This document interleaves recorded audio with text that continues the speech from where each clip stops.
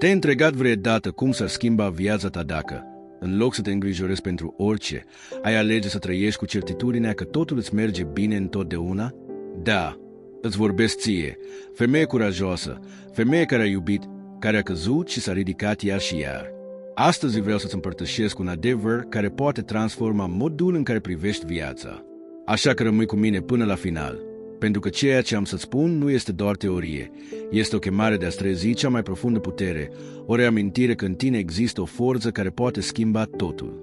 Nu uita să te abonezi chiar acum, pentru că aici vorbim despre adevărurile pe care nimeni altcineva nu ți le spune, despre acea înțelepciune care nu se găsește în cărțile de dezvoltare personală, ci în însăși viața.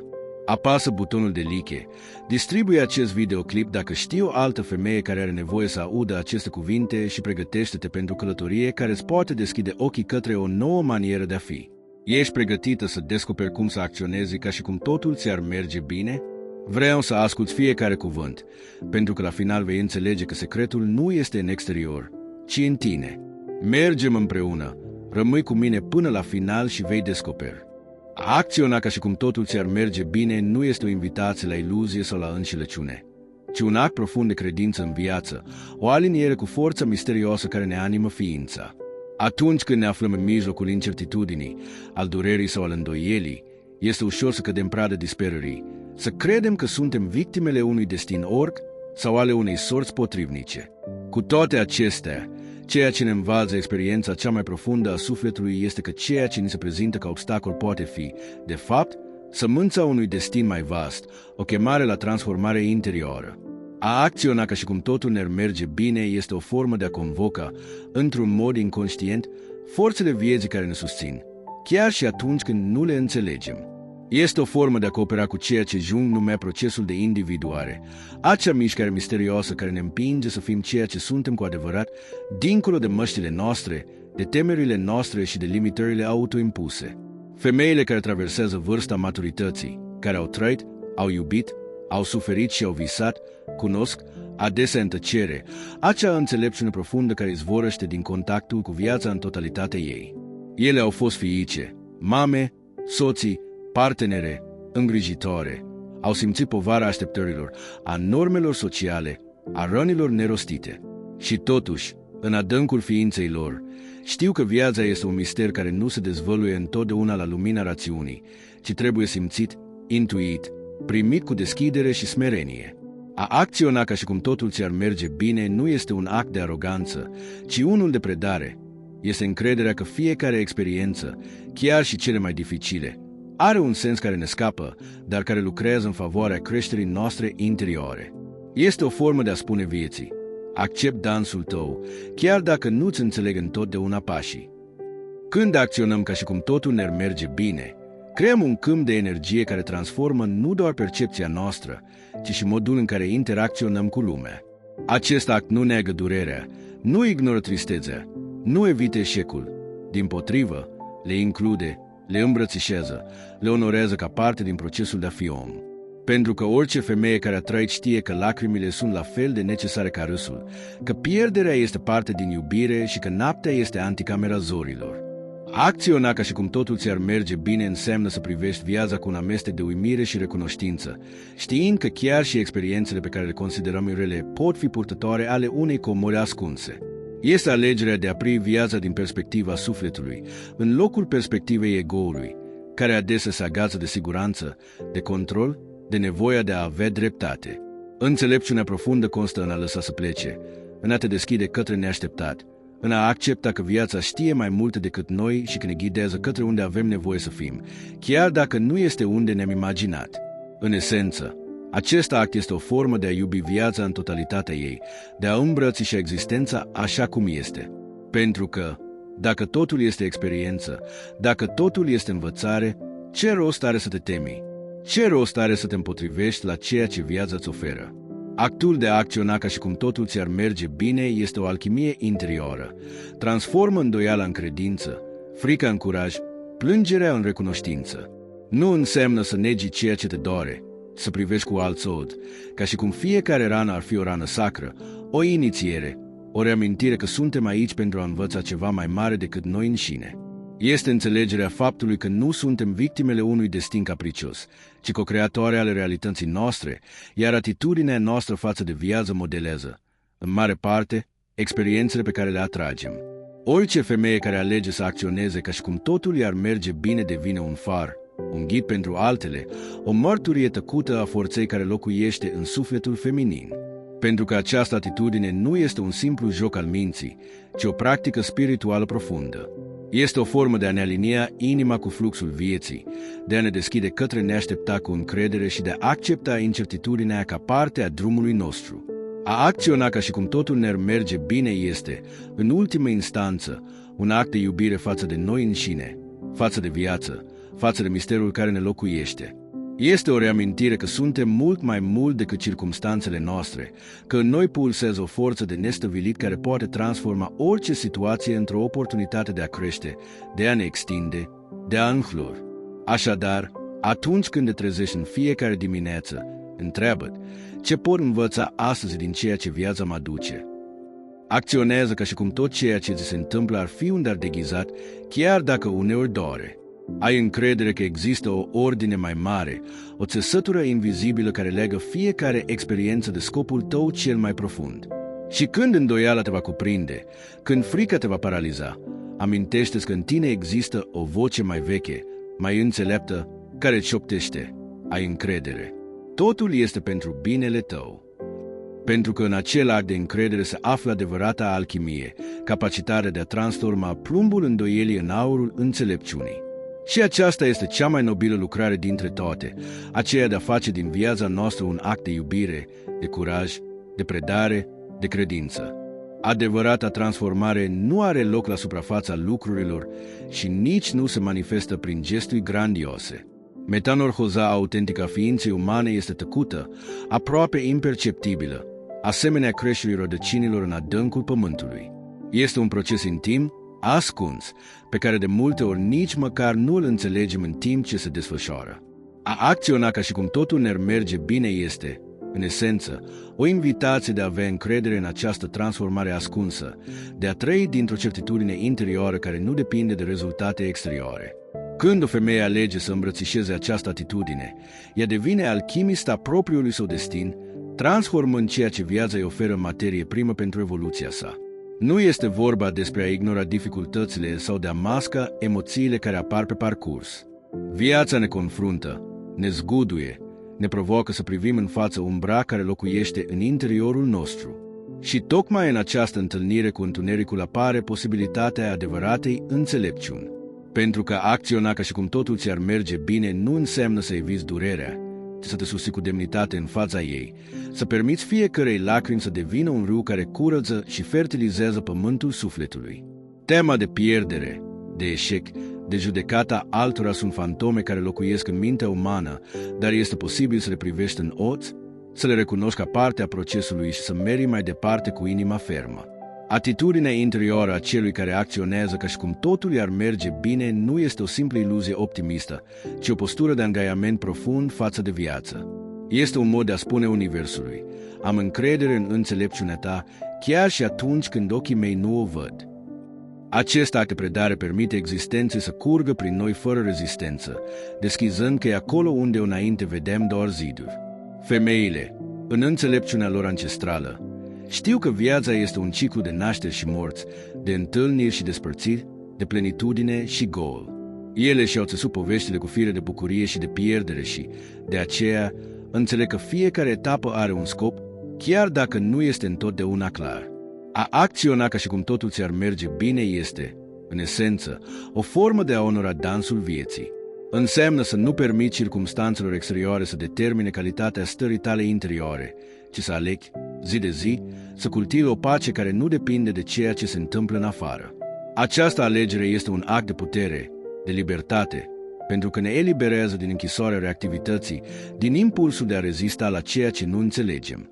Când o femeie trăiește din această perspectivă, ea devine o creatoare conștientă a propriei realități. Nu mai este o frunză purtată de vânt, ci un copac care, deslegănat de furtună, rămâne înrădăcinat, ferm, deschis să primească ceea ce viața îi aduce. Mintea are tendința de a construi povești, de a prezice dezastre, de a imagina viitorul catastrofale. Aceasta este o parte naturală a funcționării umane, dar este și o capcană dacă nu suntem conștiente de ea. A acționa ca și cum totul ți-ar merge bine este o formă de a dezactiva această narațiune limitativă, de a crea spațiu pentru o poveste nouă, mai bogată, mai luminoasă. Este un act de curaj, pentru că înseamnă să mergi către necunoscut cu fruntea sus, fără garanții, doar cu certitudinea că ești capabilă să înfrunți orice vine. Iar această certitudine nu se naște din logică, ci dintr-o conexiune profundă cu însăși viața, cu intuiția, cu acea cunoaștere tăcută pe care orice femeie o poartă înăuntrul ei. Când trăim din această stare de încredere, încetăm să ne mai agățăm de rezultate și asta ne eliberează. Nu mai căutăm disperat aprobarea exterioară, nici nu ne măsurăm valoarea prin succesele sau eșecurile pe care societatea le aplaudă sau le condamnă. Începem să ne ascultăm vocea interioară, să prețuim deciziile noastre pentru ceea ce ne învață, nu pentru aplauzele pe care le generează. A acționa ca și cum totul ți-ar merge bine este, așadar, o revoluție tăcută, un act de rezistență față de o cultură care ne învață să ne temem, să ne îndoim, să ne comparăm. Este o declarație de suveranitate. Aleg să trăiesc în pace, aleg să mă încredere, aleg să mă deschid către misterul vieții, chiar și atunci când nu-l înțeleg. Acest act de încredere este, în ultimă instanță, o formă de iubire. Iubire față de noi înșine, față de povestea noastră, față de drumul care ne-a dus până aici. Iubire față de viață, în toată complexitatea ei. Și când alegem această iubire, când ne aliniem cu ea, totul se schimbă. Poate că evenimentele nu vor fi întotdeauna favorabile dorințelor noastre, dar modul în care le trăim se transformă. A acționa ca și cum totul ne merge bine ne învață să pășim cu ușurință, să nu cărăm poveri inutile, să zâmbim chiar și în mijlocul incertitudinii. Ne amintește că suntem doar călătoare în această existență, iar la final, singurul lucru care contează cu adevărat este cum am trăit fiecare pas al drumului. Așadar, dragă femeie, permite-ți să fii stăpâna vieții tale, creatoarea destinului tău. Nu ca o marionetă a circumstanțelor, ci ca o femeie care alege să aibă încredere, care alege să vadă frumusețea în mijlocul haosului, care alege să-și deschidă inima chiar și atunci când dore. Pentru că în această alegere se află puterea ta, libertatea ta, esența ta cea mai profundă. Și când acționezi ca și cum totul ți-ar merge bine, devii una cu viața, un canal prin care curge înțelepciunea Universului, o lumină care luminează calea altor femei. Aceasta este cea mai măreață operă de artă pe care o poți crea. Propria ta viață, trăită cu curaj, cu dăruire, cu iubire. Când privim viața prin lentila încrederii, descoperim că ceea ce părea a fi un obstacol este, de fapt, o lecție ascunsă. Fiecare experiență, fiecare întâlnire, fiecare pierdere sau câștig devine o oglindă care reflectă aspecte ale ființei noastre pe care, poate, nu le-am fi văzut altfel. A acționa ca și cum totul ți-ar merge bine este, într-un fel, o acceptare a faptului că existența conspiră în favoarea noastră, chiar dacă nu întotdeauna în felul pe care l-am fi ales conștient. Este o dispoziție interioară care ne permite să transformăm adversitatea în oportunitate, frustrarea în învățătură și frica în impuls spre expansiune. Viața, atunci când este privită cu ochii sufletului, dezvăluie un ordin ascuns, un dans tăcut de cauze și efecte care, deși nu întotdeauna îl înțelegem, ne împinge să evoluăm. A acționa astfel presupune o profundă predare a ego-ului, acel aspect al psihicului nostru care dorește să controleze totul, care se teme de incertitudine, care se agață de ceea ce este cunoscut, chiar dacă nu îi mai servește. Este o predare care nu înseamnă înfrângere, ci mai degrabă o acceptare smerită a naturii noastre limitate, o deschidere către misterul a ceea ce ne depășește. Femeia care învață să lase acea nevoie de control descoperă o libertate nouă, un spațiu interior în care răspunsurile nu sunt impuse de lumea exterioară, ci izvoră dintr-o înțelepciune mai profundă. Acolo, în acel spațiu al predării conștiente, apare o forță nebănuită, certitudinea tăcută că totul este exact așa cum trebuie să fie, chiar dacă mintea nu înțelege. Acest drum al acceptării nu este unul pasiv. Dimpotrivă, este o formă de participare activă la viață. Este a permite inteligenței Universului, acea forță pe care Jung o numea inconștientul colectiv, să lucreze prin noi, să ne modeleze, să ne inspire, să ne transforme. Când acționăm ca și cum totul ne merge bine, Nu negăm dificultatea, ci alegem să o interpretăm ca parte a unui proces mai amplu, ca un semn care ne orientează către scopul nostru cel mai profund. Fiecare experiență este o invitație de a ne lărgi percepția, de a ne întreba ce convingeri limitative am acumulat de-a lungul vieții, de a ne deschide către posibilități noi pe care nici măcar nu le-am fi imaginat înainte. Viața nu este o linie dreaptă, nici o cărare luminată dinainte. Este un dans de lumini și umbre, de avansuri și retrageri, de căderi și ridicări. A înțelege acest lucru ne eliberează de iluzia că există o singură cale corectă, o singură formulă a fericirii. A acționa ca și cum totul ne merge bine înseamnă să îmbrățișăm această incertitudine cu demnitate, să pășim știind că fiecare pas, chiar și cei care par greșeni, sunt necesari pentru a construi totalitatea existenței noastre. Femeia care integrează această atitudine devine o alchimistă a propriei vieți, capabilă să transforme ceea ce părea a fi o pierdere într-o sursă de înțelepciune, ceea ce părea o rană într-o deschidere a inimii. Această atitudine de încredere transformă și relațiile noastre. Când încetăm să căutăm validare externă, când înțelegem că nu suntem responsabili de reacțiile celorlalți, învățăm să ne relaționăm dintr-un loc mai autentic. A acționa ca și cum totul ne merge bine ne permite să ascultăm mai mult, să judecăm mai puțin, să ne deschidem către celălalt fără povara așteptărilor nerealiste. Devenim mai libere să iubim, să ne dăruim, să fim cu adevărat cine suntem, fără teama de a fi respinse. Aceasta este o formă de iubire matură, o expresie a înțelepciunii feminine care știe că nu poate controla pe celălalt, dar poate alege cum să fie prezentă în fiecare legătură. În liniștea nopții, atunci când totul pare să se oprească și îndoielile ne asaltează, să ne amintim că a acționa ca și cum totul ne merge bine este un act de credință, un gest de curaj, o declarație de iubire față de însăși viața. Nu este o formulă magică ce garantează rezultate, ci o manieră de a trăi care onorează procesul, care ne redă puterea de a decide cum vrem să experimentăm existența noastră. În acest act de credință, ne conectăm cu ceva mai mare, cu un ordin invizibil care susține întreaga creație. Și chiar dacă nu înțelegem pe deplin acest ordin, putem alege să avem încredere în el, să ne predăm fluxului său și să permitem să ne ghideze către destinul nostru. Călătoria către această încredere nu este ușoară, dar este profund eliberatoare. De fiecare dată când alegem să acționăm ca și cum totul ne merge bine, rescriem poveștile de frică pe care le-am moștenit, demontăm tiparele limitative care ne împiedică să creștem. Spunem vieții: sunt aici, deschisă la ceea ce va veni, dispusă să învăț, să mă transform, să iubesc chiar și ceea ce nu înțeleg. Aceasta este cea mai mare forță pe care o poate avea o femeie, capacitatea de a-și deschide inima chiar și atunci când dore, de a continua să meargă chiar și atunci când orizontul este incert, de a păstra credința atunci când totul pare să se întunece. Pe măsură ce viața se desfășoară, vom înțelege că nu avem de ce să ne temem, pentru că viața este o învățătoare înțeleaptă care ne ghidează mereu către locul în care trebuie să fim.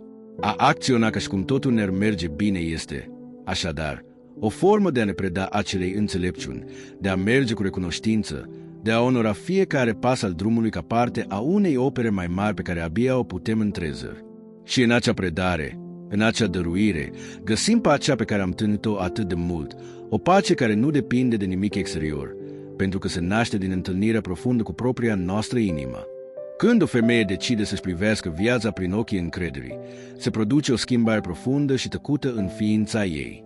Nu mai este doar o reacție la ceea ce se întâmplă, ci devine o creatoare activă de sens, o țesătoare de semnificație în mijlocul aparentului haos.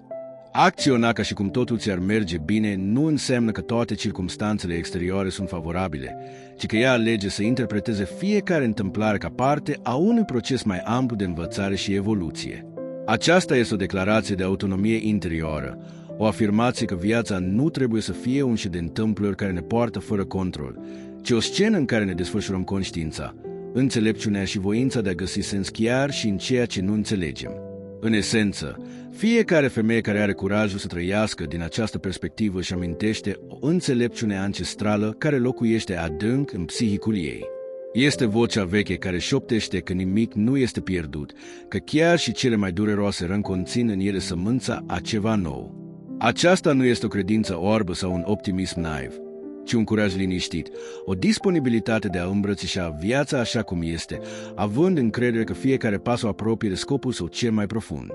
Această atitudine transformă modul în care ea se raportează la sine însăși, încetează să judece greșelile, să se învinovățească pentru ceea ce nu a făcut și începe să-și privească povestea cu compasiune, înțelegând că totul a fost parte a unui proces necesar pentru a ajunge în momentul prezent. Femeile, de-a lungul vieții, experimentează multiple cicluri de moarte și renaștere.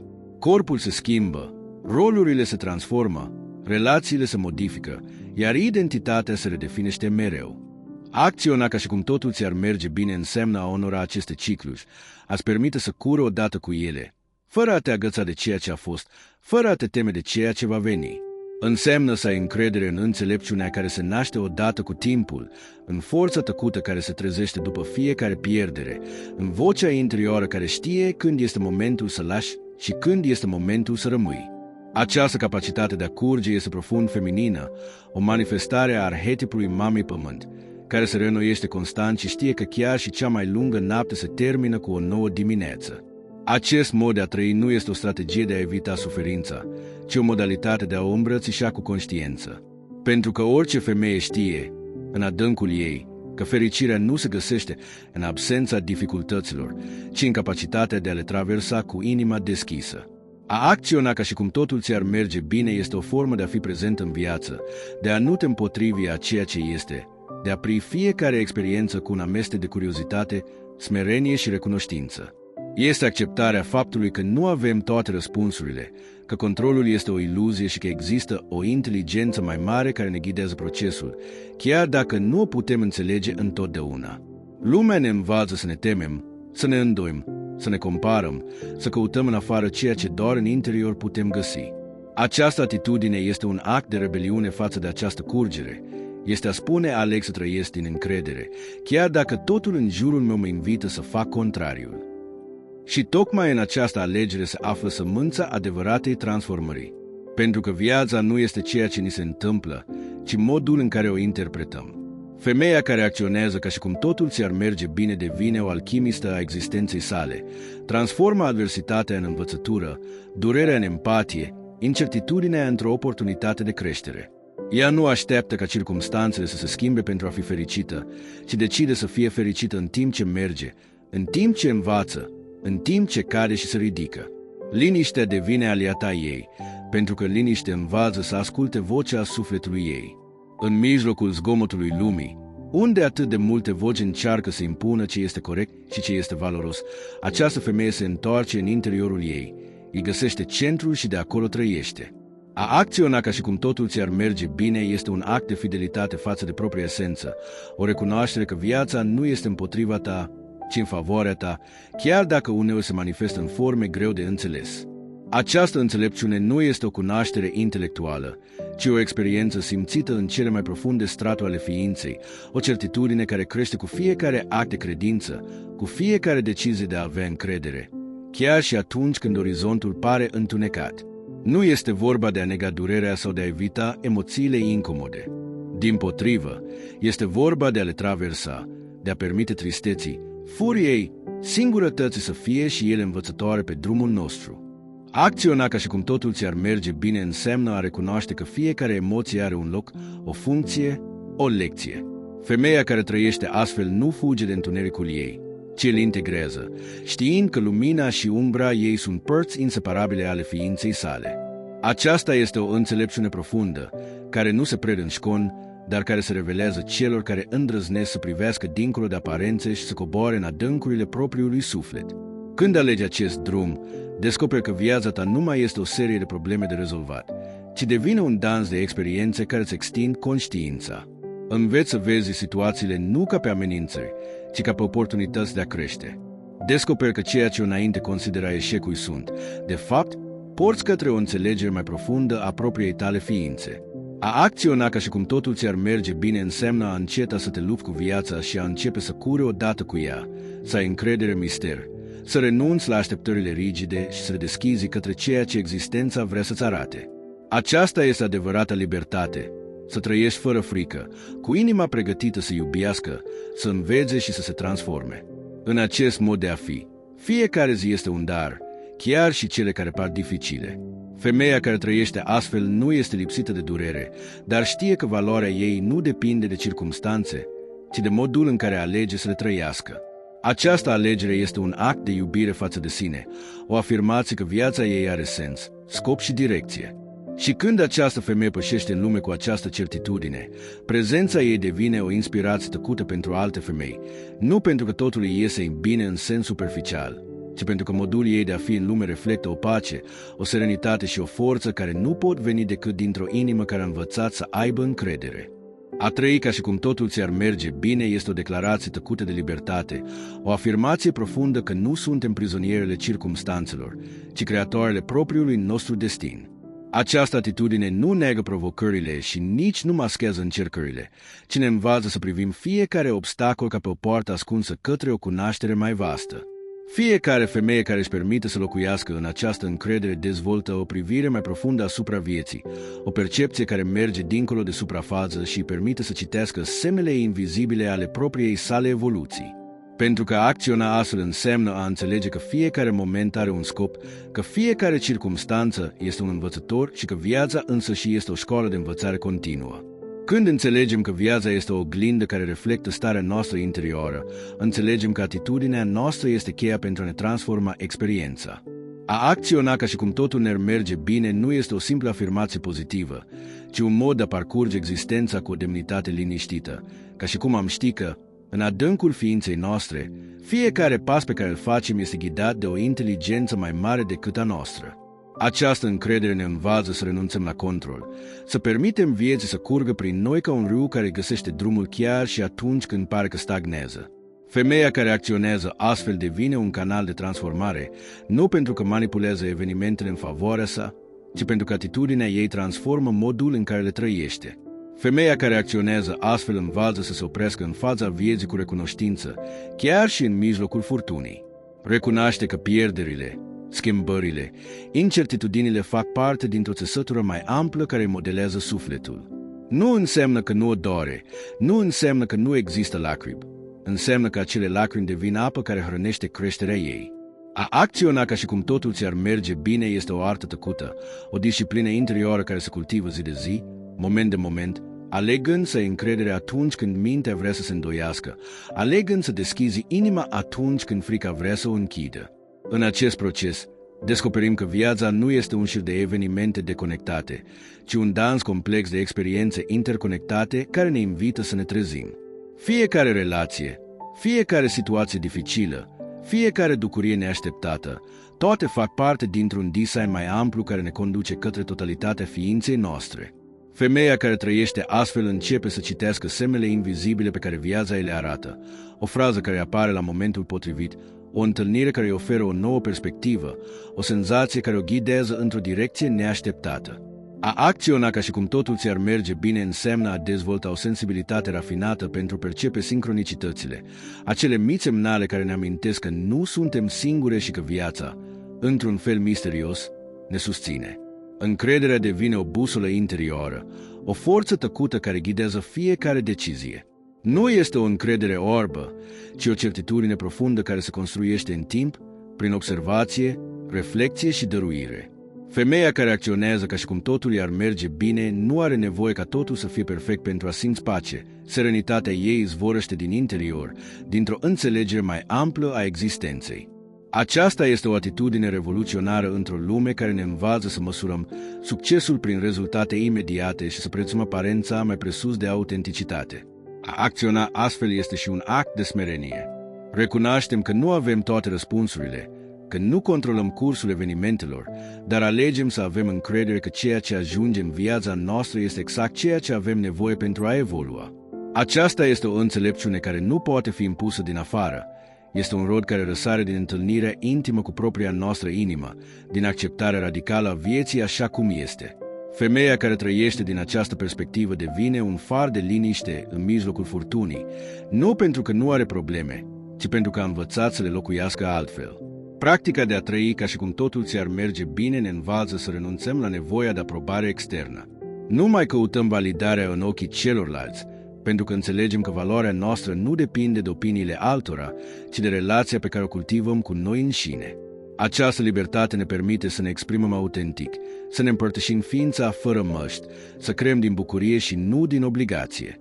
Femeia care acționează astfel se eliberează de lanțurile invizibile ale judecății, comparației și exigenței, și în acea libertate găsește o forță care nu poate fi luată. Timpul încetează să mai fie un dușman care ne presează și devine un aliat tăcut. Înțelegem că totul are ritmul său, anotimpul său, momentul său. A acționa ca și cum totul ți-ar merge bine înseamnă a te preda acestui flux natural, a înceta să forțezi ceea ce nu este pregătit, a permite vieții să se desfășoare în propriul ei ritm. Această acceptare transformă anxietatea în răbdare, frica în curiozitate, graba în prezență. Și în acea prezență descoperim o pace care nu depinde de realizări sau de rezultate, ci de alinierea noastră cu pulsul profund al existenței. Acest mod de a trăi nu înseamnă că nu ne confruntăm cu provocări, ci că învățăm să le vedem ca pe niște învățători deghizați. Fiecare dificultate ne dezvăluie ceva despre noi înșine, o credință limitativă, un tipar care nu ne mai servește, o frică veche care cere să fie eliberată. A acționa ca și cum totul ți-ar merge bine înseamnă a îmbrățișa fiecare experiență ca parte dintr-o călătorie de autodescoperire, o oportunitate de a ne integra părțile fragmentate și de a ne aminti cine suntem cu adevărat. Și în această amintire devenim femei mai întregi, mai autentice, mai împlinite. Femeia care trăiește astfel pășește prin lume cu o privire diferită. Nu pentru că totul îi este ușor, ci pentru că a învățat să aibă încredere în proces. Pacea ei nu depinde de circumstanțe, ci de certitudinea profundă că viața este un mister care se desfășoară în favoarea ei. Aceasta este adevărata forță, să pășești cu inima deschisă, chiar și atunci când nu știi ce te așteaptă. Pentru că în acea călătorie, în acea dăruire tăcută, în acel act de credință cotidiană, se revelează esența cea mai pură a ceea ce înseamnă a fi umană. Viața este un râu care curge, uneori lin și senin, alteori puternic și tumultuos. A dori să prezicem fiecare cotitură albie este o iluzie, a pretinde că o putem controla, o povară inutilă. A acționa ca și cum totul ți-ar merge bine este, în esență, o renunțare la această iluzie a controlului, o recunoaștere profundă a faptului că ceea ce trebuie să ajungă la noi va ajunge și că ceea ce ne este menit, într-un fel sau altul, ne va găsi. Acest mod de a trăi nu este o pasivitate resemnată, ci o deschidere curajoasă către devenirea existenței. Ne permite să încetăm lupta cu ceea ce este, pentru a îmbrățișa în schimb ceea ce ne este dat să trăim, cu un amestec de acceptare și recunoștință.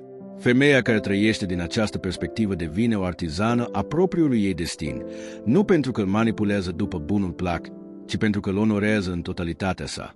Femeia care trăiește din această conștiință devine o punte între vizibil și invizibil, între cunoscut și misterios. Nu are nevoie de certitudini absolute pentru a face pași înainte, își permite să se îndoiască, să simtă frică, chiar să se împiedice, și totuși merge mai departe, având încredere că viața este mai înțeleaptă decât înțelegerea ei limitată. Această atitudine este un act de smerenie și de măreție în același timp. Este acceptarea faptului că suntem părți mici ale unei țesături universale vaste, dar că, în același timp, fiecare decizie a noastră are un ecou în lume. Astfel, fiecare gând, fiecare cuvânt, fiecare gest este o contribuție fie la echilibru, fie la haos. A trăi ca și cum totul ți-ar merge bine înseamnă să-ți asumi această responsabilitate cu ușurință și iubire, știind că până și greșelile sunt parte din procesul de învățare. A acționa ca și cum totul ți-ar merge bine este un act de iubire profundă față de sine. Este să-ți amintești în fiecare zi că meriți să experimentezi tot ce e mai frumos în viață, chiar și atunci când circumstanțele exterioare par să spună contrariul. Este o rebeliune tăcută împotriva discursului de lipsă, de frică, de insuficiență care ne-a fost impus de atâtea ori. Această alegere este o semănare constantă. Cu fiecare gând, cu fiecare cuvânt, cu fiecare gest, semănăm pământul fertil al propriei noastre existențe. Și chiar dacă nu vedem întotdeauna imediat roadele, știm că totul are timpul său, ritmul său, propria sa maturizare. Alegând acest mod de a fi în lume, se deschide un spațiu interior unde intuiția înflorește, unde sincronicitățile devin mai evidente, unde viața nu mai pare o succesiune de evenimente întâmplătoare, ci un dialog intim între ființa noastră și misterul care ne înconjoară. Femeia care pășește astfel își dezvoltă o sensibilitate care permite să perceapă nuanțele subtile ale fiecărei experiențe, să înțeleagă că și ceea ce părea o pierdere poate fi un dar deghizat, că respingerea poate fi o redirecționare și că așteptarea poate ascunde ceva mai profund decât ne-am putea imagina. Această cale nu este ușoară și nici liniară. Vor fi momente de îndoială, de neliniște, de întrebări fără răspuns. Vor fi zile în care actul de a avea încredere va părea o nebunie și în acele momente este când trebuie cel mai mult să ne amintim că suntem țesătoare de sens. A acționa ca și cum totul ți-ar merge bine este o decizie care se ia în fiecare zi, uneori în fiecare oră, în fiecare minut. Nu este despre a simula bucuria sau a nega dificultatea, ci despre a alege să vedem dincolo de durere, dincolo de eșecul aparent, dincolo de frică. Este despre a înțelege că viața este țesută din multiple straturi de sens, unele dintre ele dezvăluindu-se doar odată cu timpul. A trăi în acest fel ne învață că fiecare experiență este o invitație de a crește, de a lăsa în urmă povești vechi, de a renunța la ceea ce nu ne mai servește. Femeia care are încredere devine o alchimistă, transformă adversitatea în învățătură, greșeala în oportunitate, căderea în zbor. Și făcând acest lucru, nu doar că își transformă propria viață, ci și pe cea a celor din jur, pentru că lumina ei devine un far care inspiră și alte femei să facă același lucru. Încrederea este molipsitoare, iar o femeie care acționează ca și cum totul i-ar merge bine iradiază o energie care liniștește, care susține, care înalță. Această călătorie ne aduce înapoi la corp, la respirație, la prezență. Ne învață că nu există alt moment decât acesta, că tot ce avem nevoie este aici, acum, așteptând să fie recunoscut. Femeia care trăiește astfel învață să renunțe la grabă, să nu mai alerge după ținte iluzorii, să se oprească și să guste momentul. Această liniște este un act de rezistență într-o lume care ne împinge spre viteză, spre consum, spre o insatisfacție perpetuă. A acționa ca și cum totul ți-ar merge bine este, în ultimă instanță, o formă de iubire profundă. Iubire pentru viață, pentru mister, pentru sine însăși. Când înțelegem că viața este un dans și nu o competiție, că este o călătorie și nu o cursă, ceva se înmoaie în interiorul nostru. Începem să privim alte femei nu ca pe rivale, ci ca pe tovarăși de drum. Invidia se dizolvă, comparația își pierde puterea și în locul ei crește o solidaritate profundă, o compasiune care înțelege că toate suntem în aceeași barcă, navigând ape nesigure, încercând să dăm tot ce avem mai bun. Acționa ca și cum totul ți-ar merge bine este o formă de a sărbători viața, de a recunoaște că nu există o singură cale de a o trăi, ci infinite, și că fiecare este valoroasă în autenticitatea ei.